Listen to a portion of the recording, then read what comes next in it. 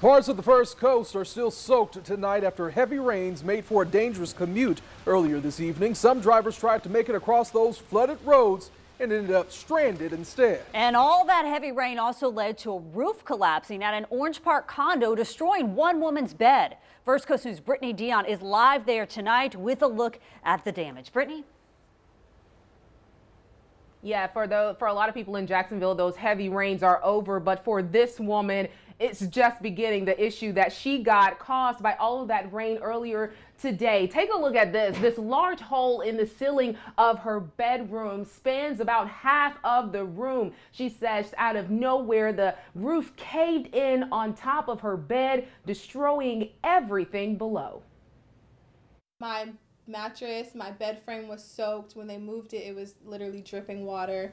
My comforter set, my pillows, sheets, everything. Yeah. A dryer sits in the doorway of Ashley Smith's bedroom in an effort to dry out the soaked carpet. The 23-year-old says she was inside of her rented condo at Coastal Creek on Jacksonville's west side when the roof inside of her bedroom caved in. She took these pictures. Drywall and insulation cover her water-soaked bed. All that remains now is the frame after Smith, who's lived here for 2 years, said she had to throw everything out. I never had a problem with leaking, so when I came in and there was a hole in the roof, it took me by surprise. But I wasn't surprised at the fact that it was a roof problem, just because there's been roof problems. A large blue tarp wraps around most of the roof of her building. She says other neighbors have complained of leaks, and the property manager told her the tarp was a temporary measure. Smith says it's been here 4 months. She says part of the roof in a second bedroom had to be replaced due to water damage. Smith says the property manager has been negligent about fixing problems in a timely manner. Now this. I reached out to the property manager. Yes, may I speak with Renelle? She promised to discuss the issue on the next business day. As for contacting the owner of the unit, well, Smith says she doesn't know who it is. She rented the property through a company the owner hired and says they won't tell her who the person is. For now, the hole in the ceiling will remain for the night. Smith says the manager promised to fix the hole, but won't agree to replace her bed, saying Smith should have had renter's insurance to cover her property. She says she was never told she needed it. You know, my birthday's coming up, so it's kind of like a bummer, like, and now I have to deal with this situation, and now, you know, rent was just due, so it's just kind of like, you know, a lot going on at once.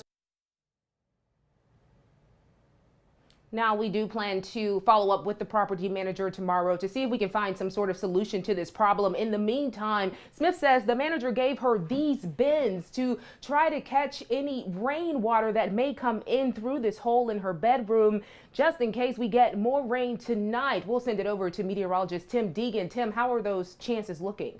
Unfortunately, Brittany, the chances are looking pretty high for everyone. That is, well, where the roads did flood, the roofs did collapse. And again, there it is coming at us from the Gulf of Mexico all along the front. This is the same front that came through with the flooding rains over the weekend. Then the record cool morning lows spawned Emily, and now it's all coming back as a warm front. We saw that first big round come through during the day today and worked from the south toward the north, caused the most significant problems, as we saw, from Orange Park to urban Jacksonville, including the fact that the JFRD had to save someone from a car that was flooded because of the sudden flooding of Hogan's Creek. As we go through the night tonight, although we just have light rain over northeast Florida and southeast Georgia, plenty more in the way of downpours coming in from the Gulf of Mexico. And over the next couple of hours, that will be spreading over Columbia, Union, and Bradford counties. And then the rest of us later tonight toward the morning rush. We're going to talk about that. Also, what about the long-term implications, where already a flood warning is in effect for the St. Mary's near the McClenny, where it's expected to reach flood stage of 14.5 feet, meaning at least some roads will be flooded.